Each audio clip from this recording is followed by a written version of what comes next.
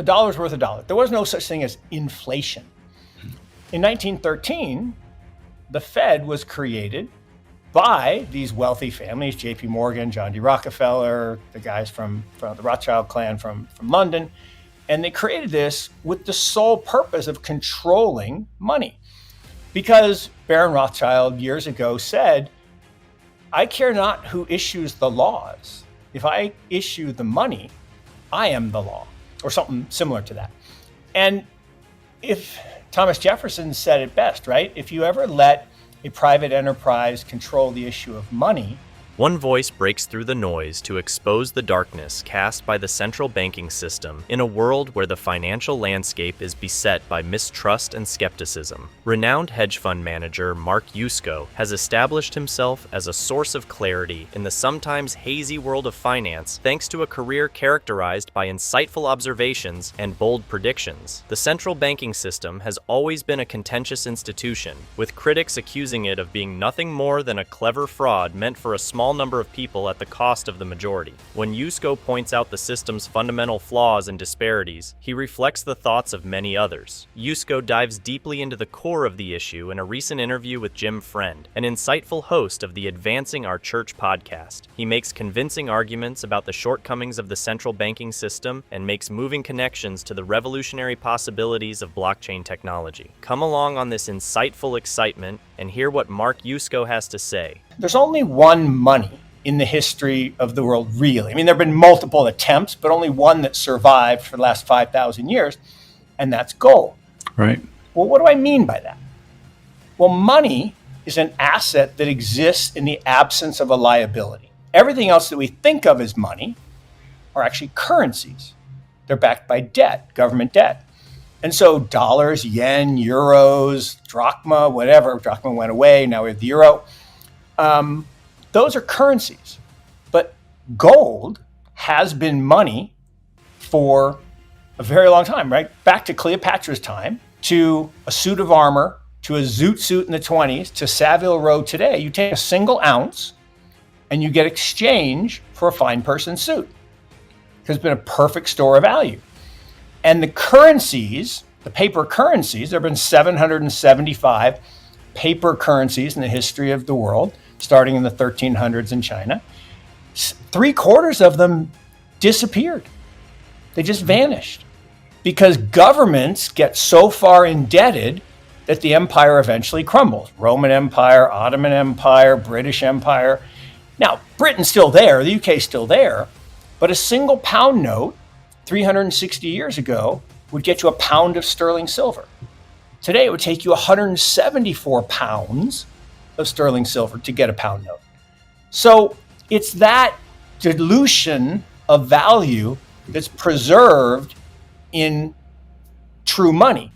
But here's the problem with gold.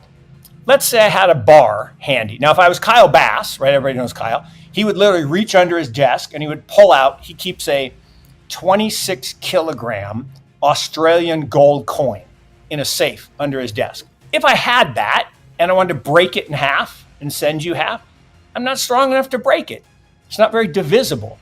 Even if I could break it, I couldn't stuff it in the computer and send it to you. So it's not very functional. Whereas Bitcoin, it has the same scarcity as gold, meaning the amount of new Bitcoin each year that's created is roughly equal to the amount that's lost or stolen, same with gold.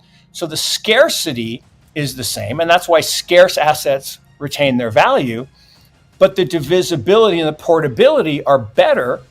So I think for the next 5,000 years, Bitcoin becomes. So that's a super, super, super long answer to why do I care about digital assets? Why am I a late in life venture capital? Scarcity creates value. Yeah. And it's because there's certainty, right? One of the problems with our money, right, the dollar, is this thing called the Federal Reserve, which I always joke is neither federal nor has any reserves. Nor reserve, right? It's actually not a bank the way we think of a bank. It's actually a private corporation owned mostly by Europeans, which is kind of weird. So wealthy European families. And it was created in 1913, modeled after the Bank of England, which was modeled after the Dutch National Bank. that was created by a bunch of European families back in the 1600s. And what a central bank can do is they can create money out of thin air. Well, wait a second. Isn't that bad? Like, think about it. If I have a stack of $1 billion over here and I create a new stack of freshly minted $1 billion, what just happened to the value of my old stack? Well, it got cut in half. Central banks, like the U.S. Federal Reserve, specialize in a concerning practice. They continuously diminish the value of fiat currencies until they become practically worthless. The extraordinary devaluation of the U.S. currency since the Federal Reserve's founding is a prominent example of this. The Federal Reserve, among other sources, claims that the value of the dollar has decreased by more than 95%. To put things in perspective, in 1913, the year the Federal Reserve was founded, $1 was worth 4 cents. By using the official CPI inflation calculator, we can determine that $1 in 1800 is equivalent to around $224.79 in current money. The dollar's declining purchasing power since the early 1900s, with no notable gains, such to those that occurred in the 1800s. Worrisomely, analysts predict that this problem will only become worse over the course of the next 10 years as unrestrained government borrowing and spending cause the world's reserve currency to continue declining. Let's return to the interview with Mark Yusko. Thomas Jefferson said it best, right? If you ever let a private enterprise control the issue of money, your grandchildren will wake up penniless on the shores of the land that their grandfathers conquered. And it's true, because if you can create something with no effort, at least with gold, you have to mine it. You have to find it. You have to dig for it. You have to mine it. You have to smelt it. Right. With Bitcoin, you have to do something called proof of work, right? You have to buy a machine and you have to tap into the algorithm and you have to pay for electricity and you have to produce effort. And this is one of the most genius things. If you think about all of life, big statement, right? All of life. Right. It's about converting energy to value. You create a podcast. You fuel your body, right? You fuel your mind, and then you produce value through your effort. If we're supporting our church, right? We're giving our time, our talent, our treasure. Okay, we're converting energy to value. Mm-hmm. And everything in life is about that. And so things that go against that are antithetical to true value creation. And one of my hashtags over the past 7-8 years has been get off zero. Okay, now what does that mean? It means that zero allocation to Bitcoin and digital assets is the wrong number. And I've been saying for a while that, look, when I started down this path in 2013, 14, I didn't really understand it. It's a true story. I got introduced to Bitcoin the same month as the Winklevoss twins. And if you've read the book, Bitcoin Billionaires, which is a great book, Ben Mesrick is a brilliant writer. It's an easy read. You could read it over the weekend. So good. Such a great story. But they're multi-billionaires and I'm not. Why? Well, they got it. They were younger. They didn't have a business that they were tethered to. When I got introduced to it by this good friend of mine, I got the idea, but then when I started doing work and I started writing about it to my clients were like, no, you're an idiot. Go back and do your job. We'll fire you if you talk about magic internet money. And the price went from $500 to $186. This was from March of 2014 to September. I'm like, they were right. 8 weeks later, it was $1,000. I'm like, no, there's something here. What is it? Why does it keep being so resilient? And it would go down, it would come back up, and then it would go down. And every time it was making higher highs and higher lows, and the value of the network was growing. So I started diving deeper into this idea of network effects. And there's this guy named Sarnoff, and he created something called Sarnoff's Law. So when I was growing up in Seattle, I could listen to WGN radio, which is in Chicago, right? Well, how is that possible? Almost 3,000 miles away. How is that possible?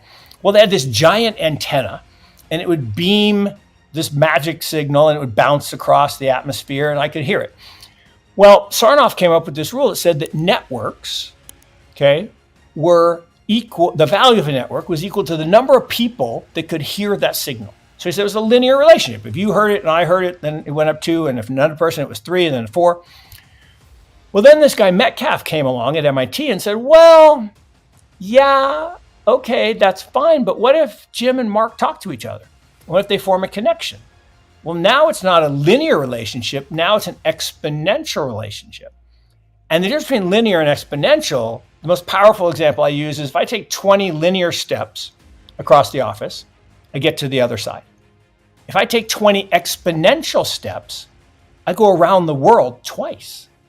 It's unbelievable, right? Interesting. And so exponential growth of networks. Mark Yusko offers insightful and interesting observations on the nature of value and money. He starts out by quoting Thomas Jefferson, who expressed concern about the ramifications that might follow for future generations if private corporations were allowed to dominate the issuance of money. Yusko highlights the worth of labor in generating wealth by drawing a comparison between digital assets like Bitcoin and more conventional forms of currency like gold, which call for computational proof of work. He goes into further detail on the idea of transforming energy into value, highlighting the essential idea that guides all human activity. Every activity includes converting energy into value, whether it's creating a podcast, taking care of one's health and mind, or supporting a cause. True value creation is impeded, according to Yusko, by systems or practices that depart from this idea. After that, Yusko talks about his own experience exploring the realm of digital assets. He describes how he first misjudged Bitcoin's potential and encountered resistance from peers and clients.